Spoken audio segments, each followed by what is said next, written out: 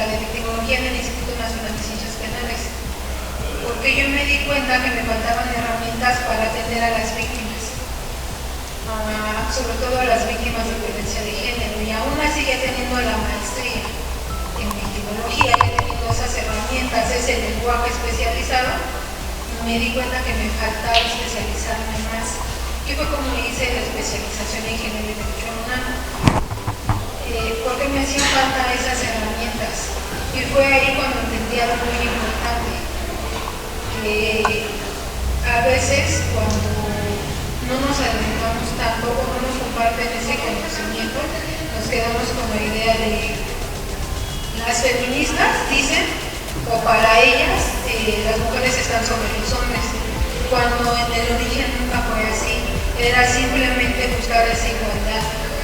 Y entonces fue cuando entendí muchas cosas también de derechos humanos. No es lo mismo igualdad que equidad. La igualdad es estar los dos parados en el piso. La equidad es ponerle unos escaloncitos a la persona que está, o yo me acuerdo una imagen que veía, que estaban unos niños asomándose a ver un partido de fútbol con una barra, el más alto sí las veía, el mediano no, y el chiquito no veía nada. Que de cuántas cajas le pusieron al más chiquito, porque le pusieron 3, al otro le pusieron al mediano 1 y al grande ninguno. Eso ya era equidad, porque de esa manera todos alcanzaban a ver. Esas herramientas a mí me ayudaron a especializarme más, y me di cuenta, pues sí, podemos tener una carrera de origen, y no es por llenarnos de títulos o grados académicos, sino irnos especializando y adentrando más en el conocimiento que requerimos. Por eso, cuando su profesor muy amablemente me invitó, le dije sí, porque a mí me gusta, y a mí me hubiera gustado que, por ejemplo, cuando yo estudié la carrera de Derecho, ya existía el proceso acusatorio y oral. A mí no me gusta llamarlo nuevo proceso penal, porque nuevo eso fue desde 2008, y ya que estamos, para mí no es nuevo, es proceso acusatorio y oral. Pero en la facultad todavía no hacían el cambio de plan de estudios. Entonces a mí me enseñaban los maestros de esto se hace así en el sistema tradicional. No es inquisitivo, pero sí, entonces sí, ya para nosotros como estudiantes era complejo aprender ese sistema. Cuando yo empecé a formarme en espacios externos, sobre todo en el Instituto Nacional de Ciencias Penales, en el sistema acusatorio y oral era completamente diferente, era todo un mundo nuevo. Y yo pensaba, ¿por qué la Facultad de Derecho no abre, por ejemplo, porque a mí me tocó, de todos los años que estuve ahí, ya nada más pude, y recuerdo que se hizo unas clínicas victimológicas, donde hablaban de la víctima, porque este sistema, la víctima no es, pues te veo porque tú resentiste el daño o tú me notificaste de la noticia criminal, pero hasta ahí. No es como tan importante, y ahora sí, yo decía, pues es que tiene derechos y a mí me falta entender más. Y yo le dije a Sam, sí, voy a hablar de las víctimas, porque la víctima no dice pobrecita, o ay, ¿qué hiciste? También anteriormente la víctima ha tenido una evolución, así como en los estudios de César Lombroso, donde decía, si tienes el cráneo de esta manera, tienes este delito, si tienes el cuerpo de esta manera, tienes esta. Por ejemplo, de la mujer decía que así como el hombre era al delito, la mujer era la prostitución. Así como esas teorías fueron evolucionando también las de la víctima, y también fueron evolucionando las definiciones de víctimas. Yo parto de esto. ¿Qué nos dice la Constitución? Pues en el apartado 20, que habla de los sujetos procesales dentro del derecho penal, dice que hay 3 apartados. El primero son los lineamientos, los principios en los cuales se va a basar el proceso, la investigación, qué tienen que hacer, ya sea normalidad, propicidad, moralidad. Después, los derechos de toda persona imputada, ese siempre ha existido, que yo me acuerdo que cuando a mí me informaron en las aulas de la facultad era de, pues sí, la Constitución dice presunción de inocencia, y yo me acuerdo que los profesores lo decían con burla. Eres culpable hasta que no se demuestre lo contrario, hasta que la Constitución diga otra cosa. Yo no lo entendía. Cuando hicieron esta reforma, dejaron claramente, ahora sí se va a respetar esa presunción de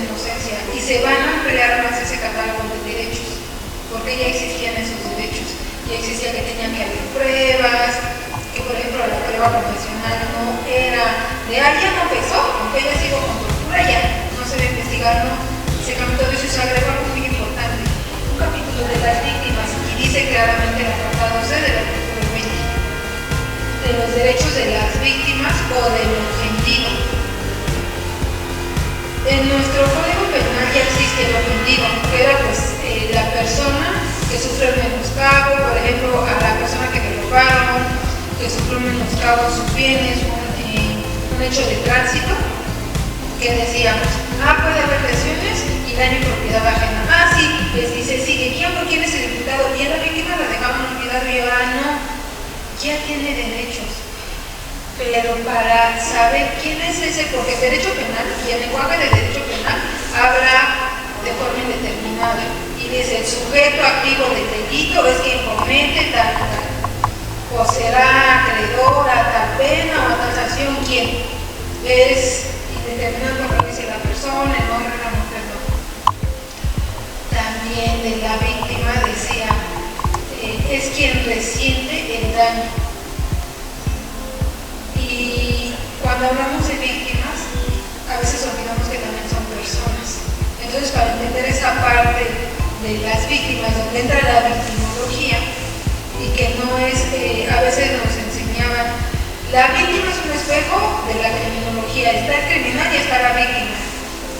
Y no es así, porque la víctima también es una persona, también tiene derechos, también tiene... dentro de las cosas que necesitan las víctimas es ser escuchadas. Ahora que se hacen en las juntas restaurativas, que no todos los delitos pueden ser por irse por mecanismos alternativos de solución de controversias, en esas juntas restaurativas a muchas veces la víctima pregunta ¿por qué yo? ¿Por qué me robaste a mí? ¿O por qué me hiciste este daño? Porque a veces la víctima dice, es que pues a lo mejor porque iba pasando por ahí, porque estaba muy ostentosa. Hablo en femenino porque víctima, la palabra es femenino, no por referirme a mujer víctima. Entonces la persona víctima tiene eso y cuando escucha, no, pues solamente vi la oportunidad y pasó, le cambia. Por entonces ese nivel de vulnerabilidad que pensó que tenía muy alto de, pues es que a lo mejor me sale muy tarde o muy temprano, o no debí sacar el celular justo en ese momento para ver la hora en un caso de robo de celular, o a lo mejor me puse un reloj muy ostentoso, cosas así, no, nada más vi la ocasión, ya le cambian. Entonces sí es algo que le ayuda a la víctima. Y para hacer eso hay que entender quién es la víctima. Y sí, la Constitución dice de los derechos de las víctimas, pero no nos define como tal la Constitución. Aquí nos dice los derechos. ¿A qué tiene derecho la víctima? A recibir asesoría jurídica. ¿A qué se refiere esto? Que puede, de forma gratuita, tener un asesor jurídico. Idealmente y originalmente, la persona que representa a la víctima es el Ministerio Público, porque su trabajo es investigar el delito. ¿Cuál delito? El que sufrió la víctima. Y le tiene que dar toda esa asesoría. También hay asesores jurídicos particulares y también pueden contratarlos. Y les tienen que explicar cómo es todo el proceso y dar el acompañamiento. La diferencia entre la víctima y la persona imputada es que la víctima sí puede llegar con el Ministerio Público y pedir informes sobre el avance o sobre las diligencias que se han hecho de esa carpeta de investigación en la cual es víctima. En la persona imputada no, porque la persona imputada la está señalando de tú hiciste eso, entonces a veces ni siquiera es, como dicen, no estaba en un mal lugar, en un mal momento. Y necesita esa asesoría para saber que firma el alcance de la imputación que le puedan estar haciendo y los plazos procesales. A la víctima es difícil que un plazo procesal se le venza. ¿Por qué? Porque lo hace el Ministerio Público. Pero aún así, en tal fecha tenemos, nos fijaron para el cierre de la investigación 2 meses, 6 meses, o ampliamos por un delito muy grave 2 años, pues gracioso, eso es lo que dice el juez, pero le explican todo. Después dice la fracción 2 de este apartado C del artículo 20 constitucional, que tiene derecho a coadyuvar con el Ministerio Público. ¿Qué significa esto? Que ya sea que tenga un defensor o un asesor, bueno, un defensor es cuando esa persona imputada en la víctima, porque se especializó mucho en el lenguaje, en la víctima es asesor jurídico. El asesor jurídico a la víctima directamente le puede proporcionar información. Ahí como abogado particular, si los elementos o los datos probatorios no se recolectan de forma correcta, como remarca el código, pues sí puede ser un indicio, pero no va a pasar a juicio. Pero sí puede abonar información. Por ejemplo, me robaron el carro fuera de mi casa y te traigo las grabaciones de mis cámaras. Sí, se hace el oficio, idealmente es mandar con la parte especializada de la parte de policía de investigación a recabar esas imágenes y las agregan al expediente, pero no se puede coadyuvar y ofrecer todos los datos de prueba que considere pueden ayudar a la investigación del delito. También otra cosa muy importante que no se mencionaba y que eso también lo expande, lo profundiza mucho la Ley General de Víctimas: recibir desde la comisión del delito atención médica y psicológica de urgencia. ¿A qué se refiere con médica y psicológica de urgencia? Por ejemplo, en un hecho de tránsito de lesiones, donde la persona pudo haber sido arrollada, a lo mejor físicamente no pasó, a lo mejor de una fractura, pero no de una fractura expuesta, pero emocionalmente sí tuvo una afectación. Ahí se le dan atención médica de urgencia. La Ley General de Víctimas, en víctimas muy específicas, por ejemplo en víctimas de trata y en los estándares especializados, dice que a estas víctimas sí se les tiene que dar seguimiento psicológico. Aquí la Constitución es muy general porque nos marca las cosas mínimas que se le tienen que dar, pero no siempre es necesario, por ejemplo, esa atención psicológica ni la médica, pero sí es el derecho de las víctimas y a veces muchas víctimas no lo saben. Otra cosa es importante, que se le repare el daño. Cuando se da eso de mecanismos alternativos de solución de controversia, se le repara el daño y ya. Eso abrevia mucho el proceso. Pero abre otra parte esta vez. Ahorita vamos a ver que la Ley General de Víctimas y el estándar que vamos a compartir no dice tienes que tener acreditado tu calidad de víctimas, porque la ley ya te reconoce, así como a la persona imputada le reconoce la presunción de inocencia, a la víctima le reconoce la buena fe, es decir, tú eres víctima en tanto no se demuestre lo contrario. ¿Por qué? Porque parte de todas las víctimas son víctimas. Después la fracción 5 es a resguardo de su identidad y otros datos personales, tratándose de niñas, niños y persona adolescente. Dice la Constitución que en delitos de violación, trata de personas, secuestro y delincuencia organizada. Ahí sí tiene, porque aquí la persona imputada dice, esta persona te está imputando este robo, o este daño a propiedad ajena, o un delito más grave, una violación, o una violencia familiar.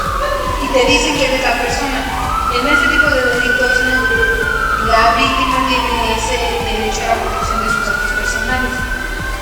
También tiene derecho a solicitar medidas cautelares, por ejemplo, solicitar medidas de protección, acompañamiento, que si va a participar en alguna diligencia, pues que sea en un momento o en una sala aparte donde no esté en contacto con la persona imputada por resguardo de su seguridad. También la fracción 5 dice impugnar ante la autoridad policial las omisiones del Ministerio Público en investigación. Aquí es donde entra eso de que les decía que difícilmente a la víctima se le pide un término. ¿Por qué? Porque el Ministerio Público está obligado, como servidor público, tiene que hacer lo que dice su nombramiento. Ministerio Público, todas las diligencias de los delitos que te corresponden, pero él no puede como tal, como Ministerio Público, ir a recabar los medios de prueba, los datos de prueba. No, porque no está dentro de sus facultades, pero sí debe de solicitar que se recaben esos indicios, que se lleguen a que sean datos, buscar algún otro que necesite. Si no lo hace, si se le van los términos, si deja ahí la carpeta olvidada, o dice ya no hay elementos, no hizo o no ordenó todas las diligencias que se deben hacer al delito que está denunciando la víctima, y digo, ya no hay elementos probatorios, ya que se vaya al archivo, que se vaya al resguardo o se vea al ejercicio. Si la víctima considera que debió hacer más diligencias o que ella aportó datos del pueblo y el Ministerio Público tampoco dejó en la carpeta de investigación que la víctima aportó sus medios de prueba, esos nos pueden impugnar. Ahí sí la ley marca un término dependiente del delito. Pero como se da cuenta, la Constitución nos da una definición de víctima. El 29 de noviembre de 1985, Naciones Unidas hizo una declaración de los principios fundamentales de justicia para las víctimas de delito y la parte muy importante, y de abuso de poder. Aquí está reconociendo dos tipos de víctimas: a las víctimas en singular y a las macrovíctimas, que son las de abuso de poder. Este es un estándar, esta no es una declaración como la CEDAW, como la ley doctorado, como la ley de derechos del niño, pero es el estándar de las víctimas. Y aquí los divide. Los documentos de Naciones Unidas, no sé si los han consultado, van por números 1 y sí, punto, y escribe todo el párrafo, pero los. Aquí marca, independientemente de esos números, marca el apartado A y el apartado B. El A es de las víctimas de los delitos, que es lo que reconoce nuestra Constitución, de lo que está hablando, esos derechos en singular, y las víctimas de abuso del poder. Pasando primero a las víctimas de delitos, esta definición es muy larga, no la voy a leer toda, pero ¿qué dice? Y que es algo muy importante que retoma nuestra Ley General de Víctimas, este es del 89, que dice, víctimas las personas que individual o colectivamente, por ejemplo, que se dé un hecho de ahorita, los socavones, y las personas que van. La última noticia que vi de socavones era que en Coyoacán, una unidad de transporte público, se fue socavón y hubo lesionados. Ahí son víctimas colectivas de un solo hecho, pero no son víctimas de abuso de poder. Entonces hay individual o colectivamente hayan sufrido daños, lesiones físicas, mentales, sufrimiento emocional, porque nuestra Constitución, antes de esta reforma al sistema penal, era de un daño físico, un daño material, y aquí dice emocional, pérdida financiera y así todo eso. Y luego, aquí también reconoce que independientemente de que se identifique, aprenda, enjuicie o condene al perpetrador, aquí en nuestro lenguaje jurídico es la persona imputada, independientemente de la relación familiar, bueno, se le va a reconocer como víctima. Esta parte es muy importante, desde 1989 ya se tenía, pero pues las reformas tardan en permear. ¿Podemos pasar? ¿Qué dice el apartado B? Miren, aquí se alcanzan a ver, el otro era 1, este es el párrafo 18. ¿Qué se entiende en el punto B? Por víctimas de abuso de poder. Personas que individual o colectivamente hayan sufrido daños, lesiones, pérdida. La diferencia es como consecuencia de acciones o omisiones que lleguen a constituir violaciones del derecho penal nacional, pero violen normas internacionalmente reconocidas relativas a los derechos humanos. Por ejemplo, ¿de qué hablamos? Genocidio. Ha habido muchos genocidios, no nada más el que sucedió en Europa y por ejemplo, ahorita lo que tenemos, el fenómeno migratorio, también visto desde diferentes enfoques puede ser considerado así, y son macrovíctimas. Aquí está hablando de macrovíctimas, ¿por qué? Porque les están violando sus derechos humanos. Por ejemplo, los desplazados,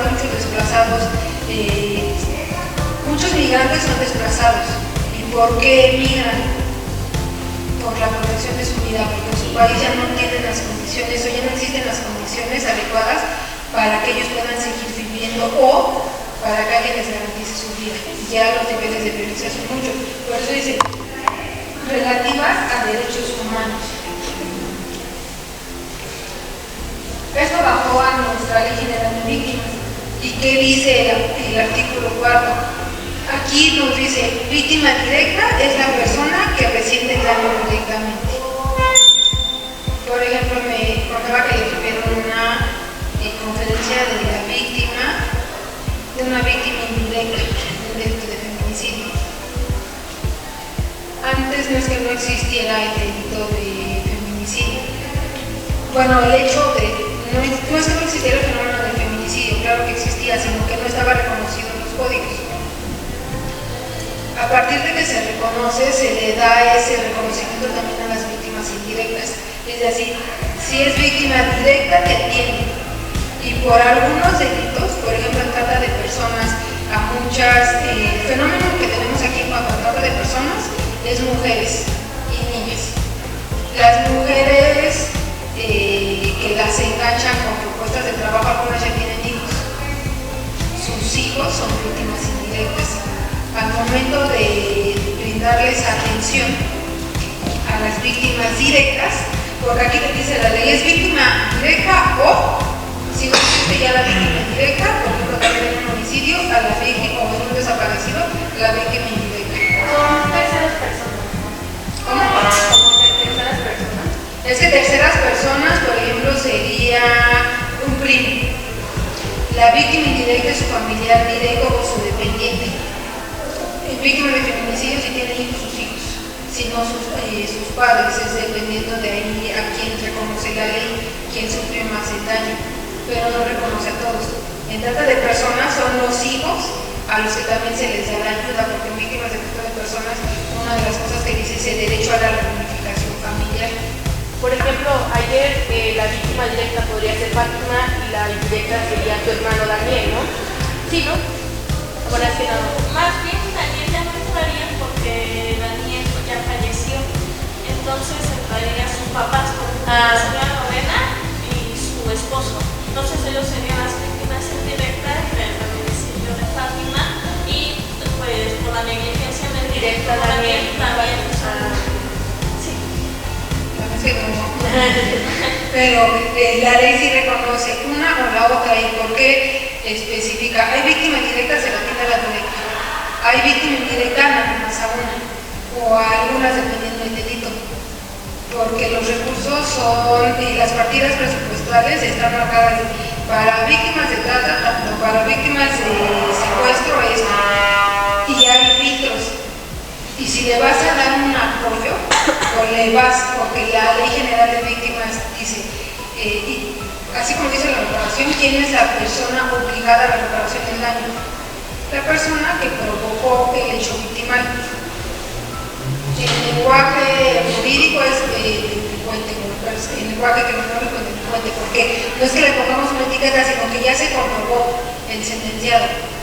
El lenguaje victimal, victimológico es la persona que provocó el hecho victimal, el victimario.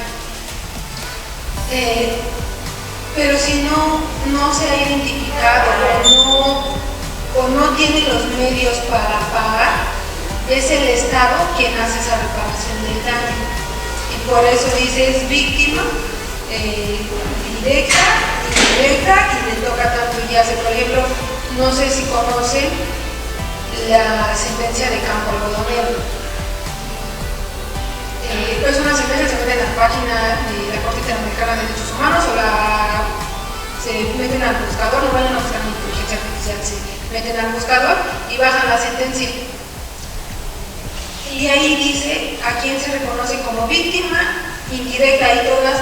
La sentencia de Campo Algodonero fue el parteaguas para que se reconociera todo el fenómeno de feminicidios en nuestro país. Esa sentencia dice, se reconoce tantas víctimas indirectas. De todas las víctimas que había en Ciudad Juárez, se reconocieron a pocas. Y de esas, dijeron, bueno, de estas se reconoce de familiar tanto, y hay una tablita en esa sentencia, por eso digo, es interesante que la vean, donde dice, a tal víctima se le va a dar tanto, a tal víctima tanto. ¿Por qué? Porque también fueron los gastos. Litigar un caso ante la Corte Interamericana de Derechos Humanos es muy oneroso. y aparte no cualquiera, o sea, no es así de, ay, por un hecho de tránsito, no. Y la Corte te dice, tienes que acabar todas las instancias, pasar por todas las instancias de tu nación para ver, porque aparte yo no tengo fuerza vinculante. Yo voy a hacer una sentencia, pero también el Estado tiene que estar comprometido y debe de querer entrar. Esa sentencia en sí especifica cómo van a ser los montos, cómo se hace esa reparación. Y esa parte entra en víctimas colectivas, porque fueron muchas, pero no fue de un solo hecho ni de la misma persona. Aquí la Ley General de Víctimas también nos sigue diciendo en este artículo 4 que son víctimas potenciales las personas físicas con integridad física o derechos que digan por prestar asistencia a las víctimas, ya sea por impedir o detener la violación de derechos humanos o la comisión de un delito. ¿Qué se refiere con asistir? Por ejemplo, también los defensores de derechos humanos. No sé si ya vieron el documental de las 3 muertes de Maricel Escobedo. Esa es muy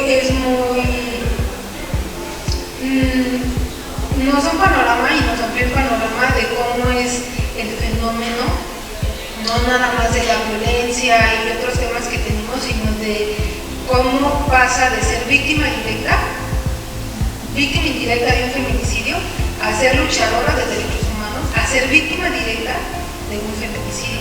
Por eso son las 3 muertes de Maricel Escobedo.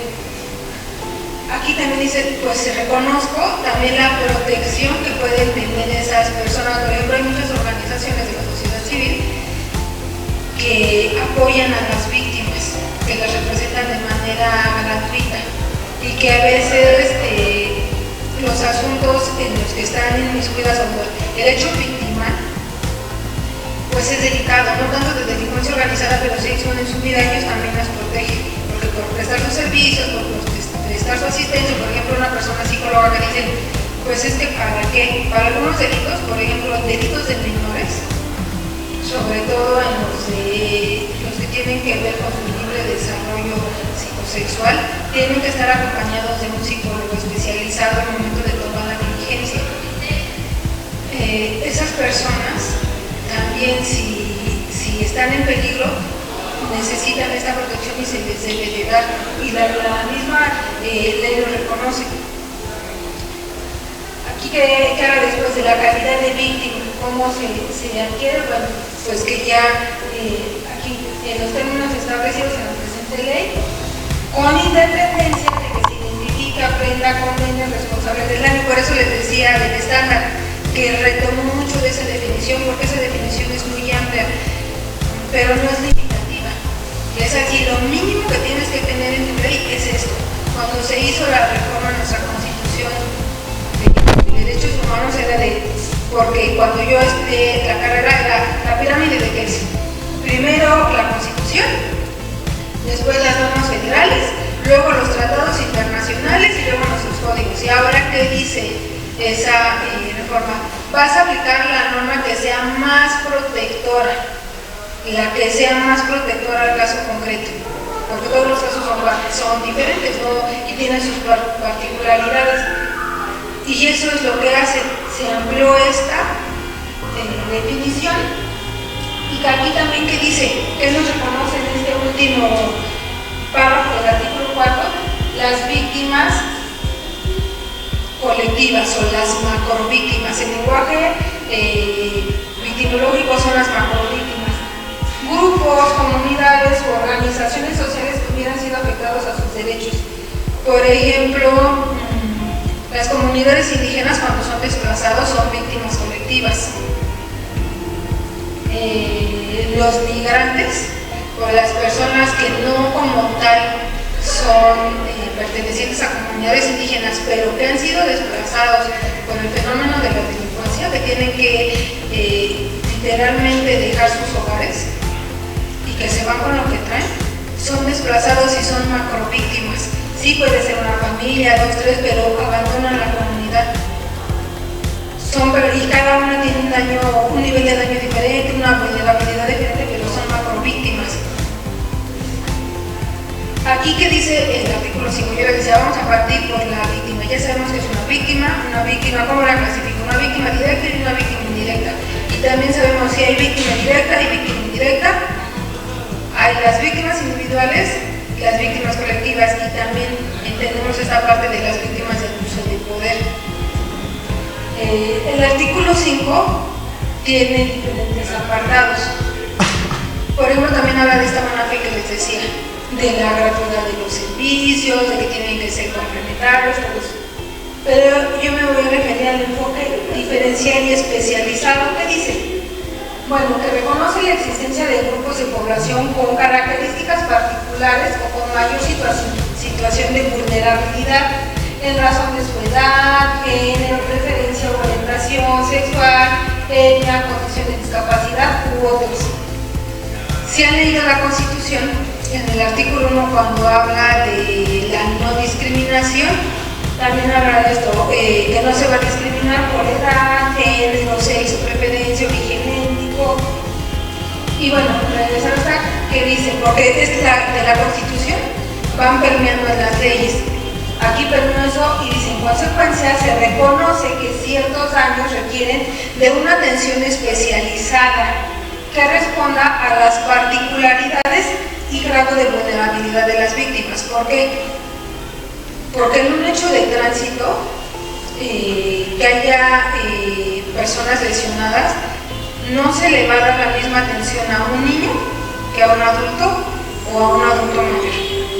Son enfoques especializados. El grado de vulnerabilidad es diferente. Más allá de algo físico, emocionalmente y económicamente es diferente. A lo mejor el menor de edad y el adulto mayor, pues no es como que fueran al trabajo, perdieron ese día o perdieron su empleo. La persona adulta sí.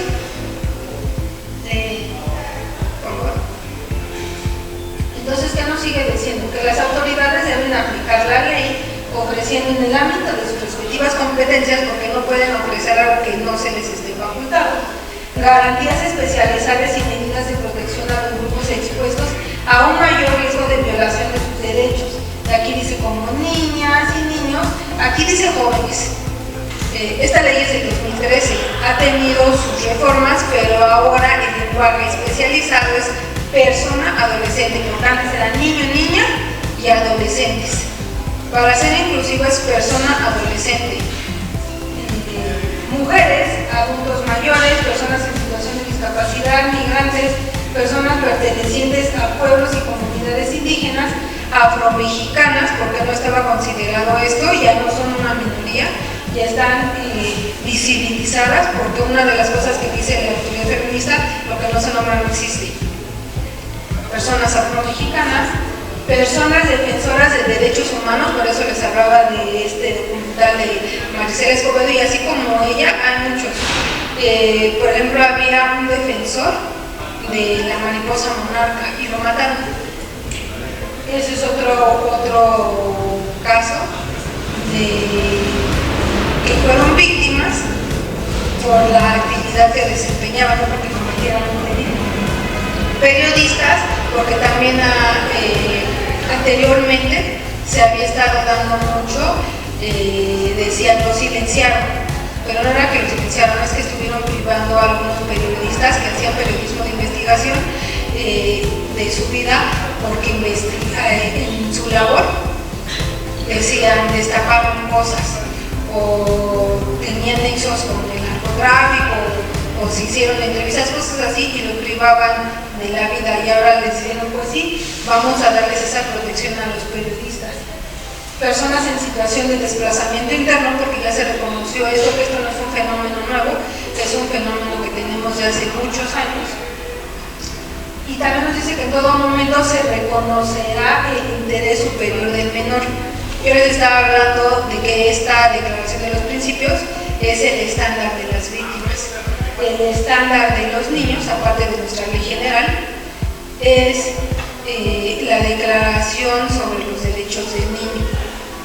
Y ahí dice la declaración, y también lo dice nuestra ley, sí vas a aplicar el principio de la ley más protectora, pero no vas a pasar por los derechos de un niño, porque en esta equidad de la que estamos hablando el niño siempre va a ser más vulnerable en todos los sentidos, siempre debes de tener presente el interés superior del niño. Por ejemplo, en asuntos familiares aunque si los padres se divorcian y por ejemplo la mamá dice el papá es violento y ustedes saben que el derecho, sobre todo en esos juicios civiles, todo lo que dice la parte se tiene que probar. Ahí es diferente, las reglas se aplican diferente en materia civil, en materia familiar y sobre todo en derecho penal. En esa comparación de derecho familiar y derecho penal dice los principios de derecho, quien afirma está obligado a probar. Si la madre dice el papá es violento, me violentó a mí y violenta a los hijos y no quiero que los vea, y no prueba eso, el juez no puede privar al padre de las visitas con los niños. Pero si en entrevista y le hacen peritajes psicológicos al niño, a la niña, a los niños que se tengan en común, y se ve que sí hay violencia, sí se priva de la convivencia o se dan visitas vigiladas con el progenitor que está ejerciendo la violencia, porque también tenemos mucho esta idea de el hombre es el violento. Yo me acuerdo que decía, y todavía se dice mucho, no todos los hombres son feminicidas, pero sí todos los feminicidas son hombres. Y pensamos, y me quedo pensando, ¿qué pasa con Juana Barraza? ¿Mujer? Feminicida de adultas mayores. Y estamos muy acostumbradas a eso. Por eso a mí me gusta esa parte del género, porque no es de ponerme una venda en los ojos y decir, no, los hombres son malos, las mujeres son buenas, porque las mujeres también ejercen violencia. Y en casos de violencia familiar, de divorcios, también ahí se ve no hay violencia del padre y quien está ejerciendo violencia contra los menores es la madre. No se le quita la custodia a la madre, que lo tengan, pero sí se le va a dar supervisión, seguimiento, y es ahí donde, ay no, el juez no me gustó, o la jueza se metió. Bueno, no es así. Cuando nos falta abrir este panorama, que todos somos personas, y que así como respiramos, así como comemos, como tomamos agua, también tenemos, por ser personas, la capacidad de ser violentos. Por ejemplo, ya se hizo una reforma al Código Civil y los animales ya no son cosas. ¿Qué hace eso y cómo nos posiciona? Como personas violentas. ¿Por qué? Porque los animales que vienen de la granja, que son explotados de forma masiva, que son hacinados, no como un holocausto, pero que son hacinados y son transportados a la ciudad y aquí los matan. Y todo eso, ¿por qué? Porque las personas consumen esos alimentos. Entonces todavía no llegamos allá, vamos dando pasos a ser una mejor sociedad. Entonces sí, todos tenemos esa capacidad de ser violentos. Y aquí en cuanto al género, es esa parte de, pues hay que también entender que tanto hombres como mujeres podemos ser violentos, no nada más los hombres y las mujeres las víctimas.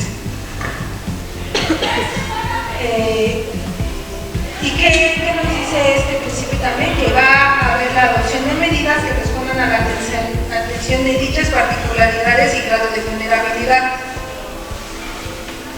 Aquí, ¿cómo se aplica este enfoque especial y diferenciado? Bueno, pues vamos a ver. Llega con nosotros como asesor victimal, como psicólogo, como Ministerio Público, llega una persona adulta mayor, mujer, con principios de demencia senil. Yo soy abogada y me está diciendo cosas en la entrevista que me hacen pensar que puede tener demencia senil, pero yo no soy perito y tampoco soy psicóloga, no puedo decir tiene demencia senil, necesito un psicólogo que me ayude porque no sé hasta dónde es cierto lo que me está diciendo o cuándo pasó. ¿Qué vulnerabilidad tiene? Adulta mayor que puede tener demencia senil y que si me dice tengo pensión pero mis hijos pues no me dan dinero, son las que administran, ahí me está dando un indicador. ¿Por qué? Porque yo no sé qué tengo que dar medidas de protección, o que me dice, bueno, es una persona transgénero, es migrante, es desplazado y aparte es perteneciente a una comunidad indígena y que entró en una caravana ¿Qué significa eso? Que su situación migratoria es irregular. Necesito contactarme al consulado para que me ayude primero a identificar a la víctima. Que me diga, sí, esta víctima está, eso. Me dice, no,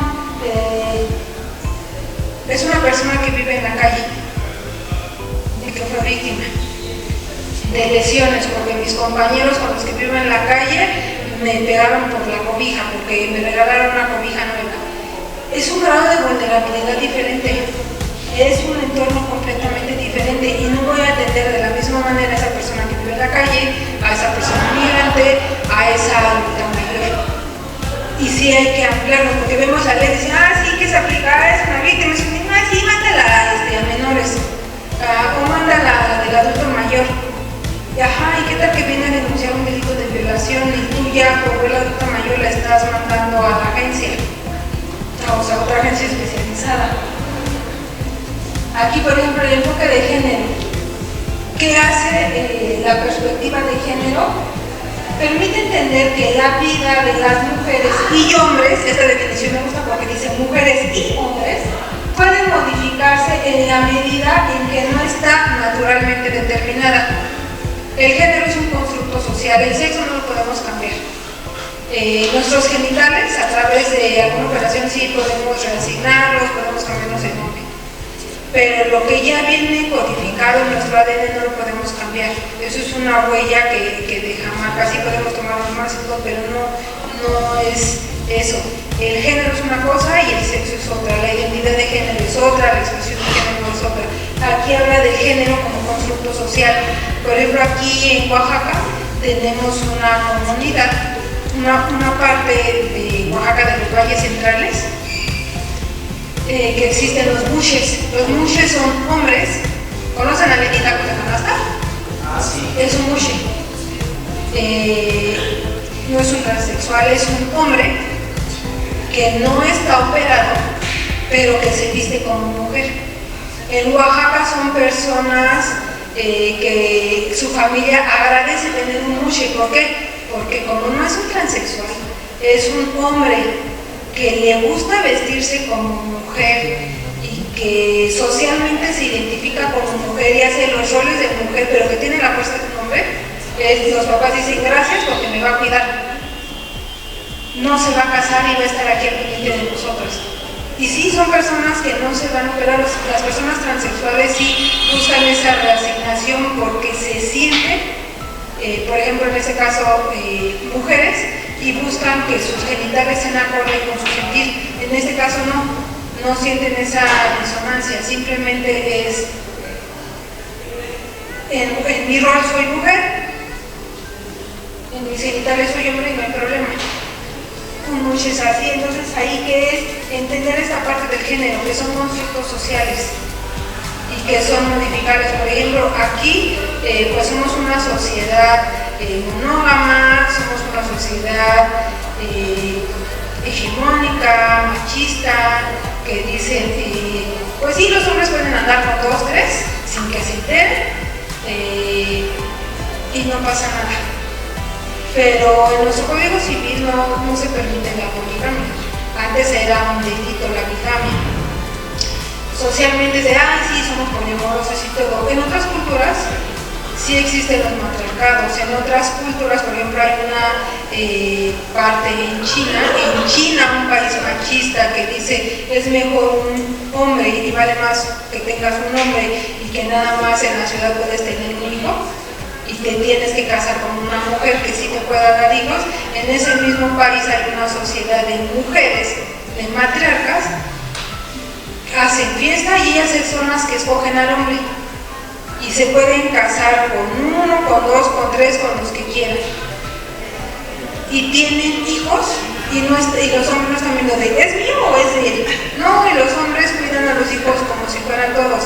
¿Por qué? Porque el género es un constructo social y no es algo que ellos sientan un daño como aquí como dicen, vienes cuidan un hijo que no es tuyo, o los dichos que tenemos que a mí me parece machista, de hija de mi hija, mi nieta es hija de mi hijo, sabrá Dios.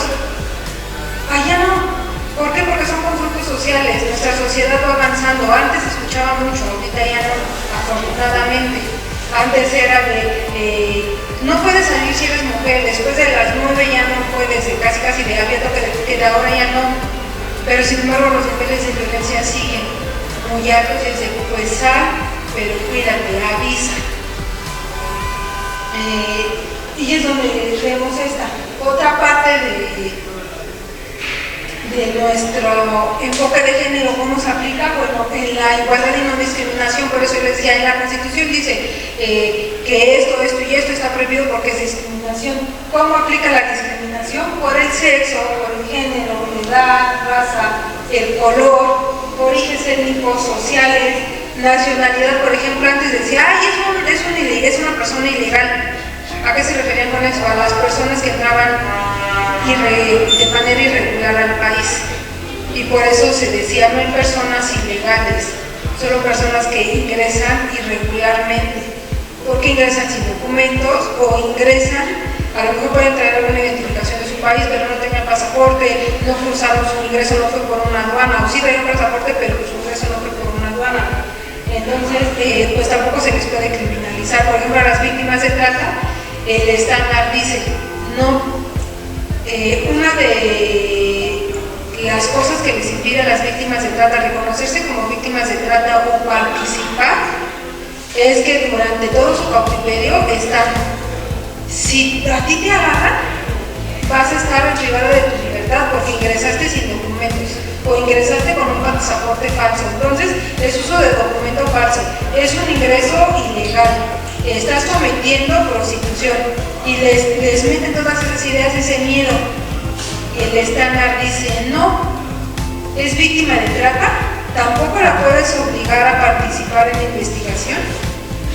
Si quiere ser retornada a su país, le tienes que dar los medios. Si quiere aportar datos, que recabes todos antes, se llama de la prueba anticipada, todo esto, pero no la puedes criminalizar. A esas víctimas no las puedes criminalizar, tampoco por su religión, condición de salud. Por ejemplo, en algún momento era de, ay, tienes sírenes apestado, hazte para allá. O si estaban en una escuela, que lo den de baja, porque nos va a contagiar, o eso se pega, o a las personas homosexuales, bueno, que gustan, sí, homosexuales, porque es todo LGBT, que sean, eso se pega, eso es una enfermedad, no puedes, y no es una enfermedad, es una expresión, tampoco por su discapacidad. Y es ahí cuando entra todo este enfoque, ¿cómo voy a atender a esta víctima? Puede tener una víctima una discapacidad, una condición de salud, por ejemplo, una discapacidad que sea sordomudo, el lenguaje de señas. Entonces, ¿qué le afecta? También el lenguaje, y que aparte sea extranjera. El lenguaje de señas es así de, pues sí, ¿cómo nos comunicamos? Tengo que hablar a tu consulado, tengo que pedir un intérprete, y aparte, ¿qué tal que todavía otra particularidad? Pertenece a una etnia, que venga de Perú, perteneciente a una etnia, no trae documentos, es menor de edad y es sordomuda. Entonces es todo eso, cómo la voy atendiendo, cómo va permeando todo esto. Aquí yo les decía el interés superior del niño, yo les decía, es menor de edad, esto siempre se tiene que tener. La Constitución nos dice, es menor de edad toda persona menor de 18 años. El estándar de los niños, que es la Convención sobre los Derechos del Niño, dice, toda persona menor de 18 años se considera menor y entonces está protegida y tiene estos derechos. Salvo, por caso de excepción, que la ley de su país le reconozca la mayoría de edad antes. Pero dice, si no es proteger, ¿y qué dice? El interés superior del niño siempre lo tienes que tener primero. Y entre las víctimas, entre dos víctimas mayores de edad, sí, esa es una ponderación de derechos. Y aquí que te dice, el interés superior del niño siempre es primero. Esta parte de la interseccionalidad es una definición creada desde la teoría feminista, por feministas, que dice, en ese teoría dice, una mujer puede ser víctima de puede tener diferentes vulnerabilidades. Por ejemplo, su religión, su nacionalidad, su género, su situación económica, alguna discapacidad. En la víctima, ¿cómo se traslada? Porque ese concepto que se creó en la teoría feminista se puede aplicar a la victimología. Como les estaba diciendo hace rato, esta víctima que es, pues todo esto.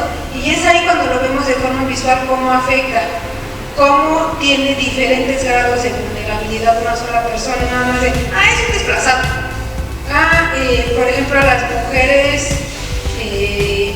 migrantes, también hay documentales de eso y la Comisión Nacional de Derechos Humanos tiene muchas recomendaciones de personas migrantes que cuando hacen entrevistas a mujeres refieren: en mi país fui a que me pusieran un dispositivo,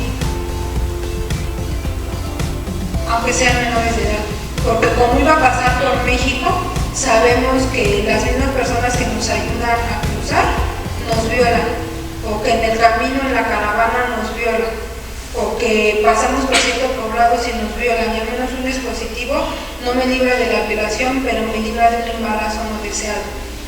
Entonces ahí estás viendo otro tipo de vulnerabilidad que tienes y que vas a atenderle a esa víctima.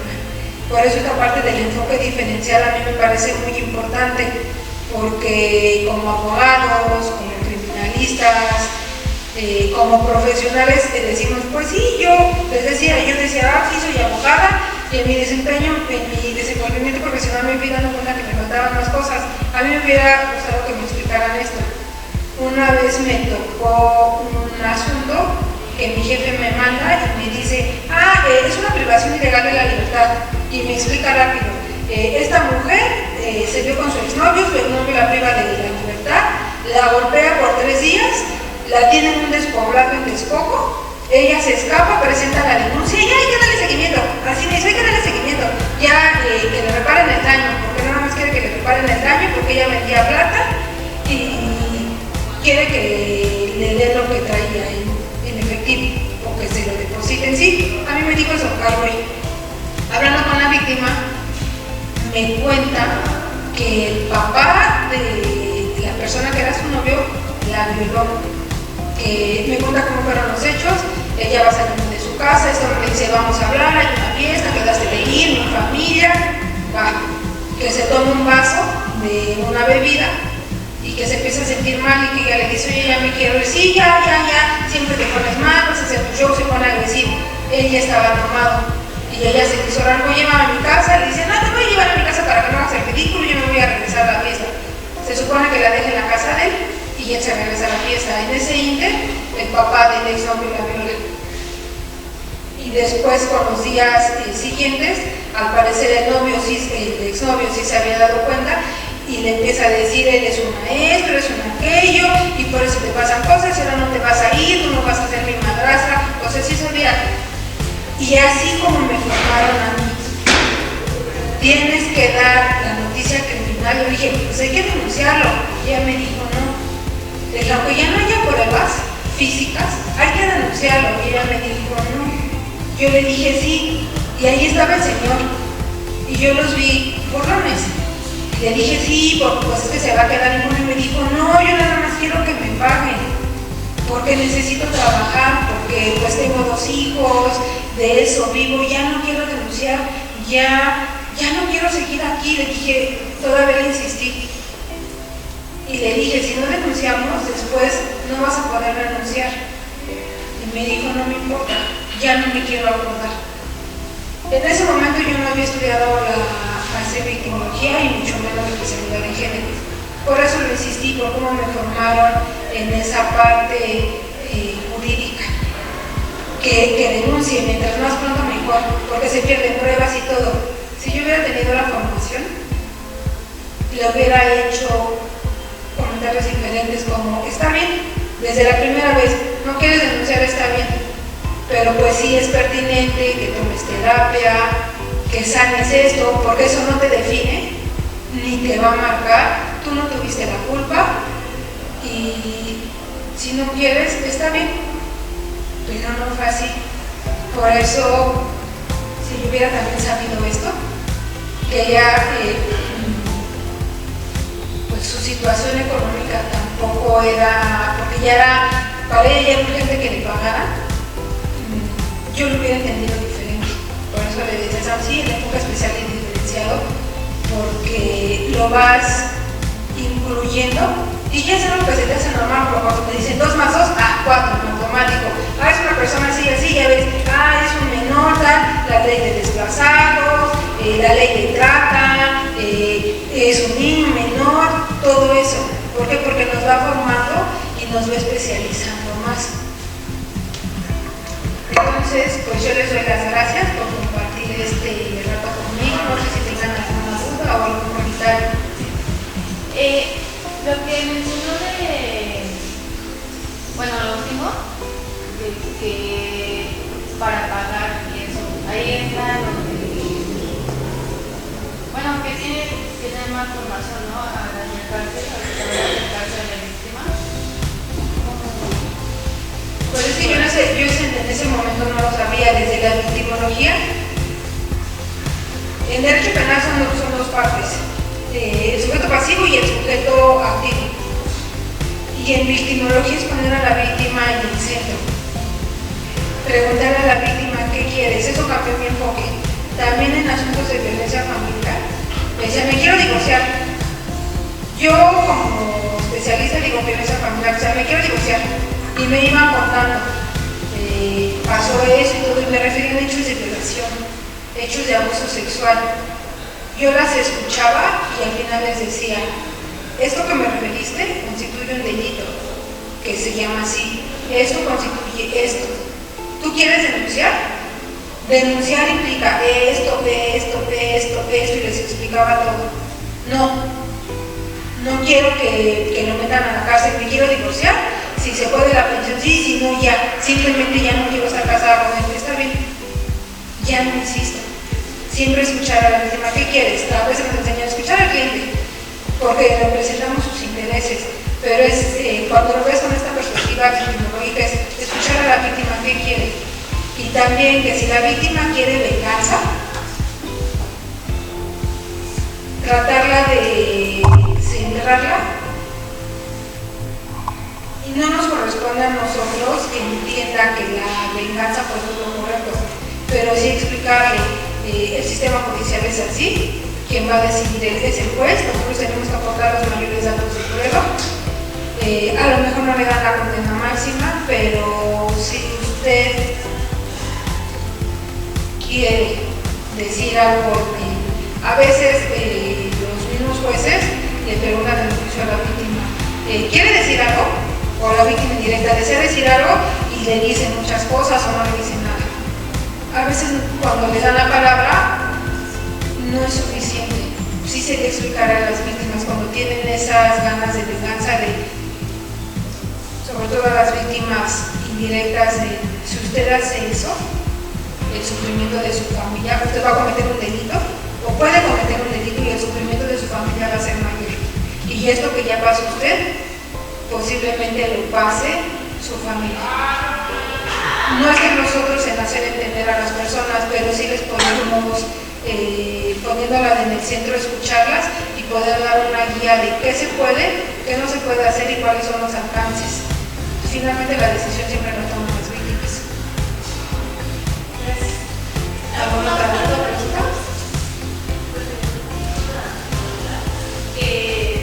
Pero usted, ya que tiene las dos perspectivas, tanto de criminología como de la abogacía, ¿usted cree que los abogados también se pueden enfocar un poco más a la victimología, no solo quedarse con lo de derecho penal, sino para mejor traslados de las víctimas en el proceso o así? ¿Usted qué piensa? Yo pienso que tiene que ser multidisciplinar. Yo les decía, soy abogada, soy victimóloga, soy especialista en género. Aún así, sí, yo he visto en la práctica, sí requieres más. Doctoras que me han formado, por ejemplo, la doctora Ambrosio Morales, que me dirigió la tesis en UNAM, yo la vi mucho porque es abogada, es criminóloga, es victimóloga y es psicóloga. La vida la ha llevado a especializarse en eso y y es una de las que ha promovido estas reformas que se han hecho de los animales. Fue la impulsora en su momento, una de las impulsoras para que se empezara a visibilizar el delito de feminicidio. En aquel momento no era así, pero fue también una de las que sentó uno de los primeros referentes en feminicidio. Entonces sí, siempre es importante seguirnos formando. Sí es importante especializarnos en derecho. Yo me especialicé en derecho penal. También he profundizado en derechos humanos, pero una cosa me ha llevado a otra. Me doy cuenta que me faltan herramientas. Y como dicen, bueno, mientras más conocimiento adquieres, te das cuenta de todo lo que ignoras. Y dices, me faltan herramientas, me faltan herramientas. La psicología no nada más es para dar consulta, también te sirve para un mejor abordaje a víctimas. Entonces sí, la respuesta es fórmense en todo lo que puedan, o por ejemplo en estas conferencias, o si hacen clínicas, si hacen congresos, si hacen talleres, que vean qué les puede aportar. Por ejemplo, yo tomé un curso de asesinos seriales que me ayudó a entender que hay mujeres que tienen incluso más fuerza que los hombres, Juana Barraza, y que la mente criminal, la persona que el sociópata, su cerebro funciona completamente diferente al de nosotros, y no es que sea malo per se, sino que el cerebro es diferente y no ve eso. Hay una serie que dice, que se llama The Jeffrey Dahmer, y hay veces usted lo veía normal. Cuando nos vamos especializando nos vamos dando cuenta de todo esto, y dice, pues sí necesito aprender más, y como dicen, mientras haya vida podemos seguir aprendiendo.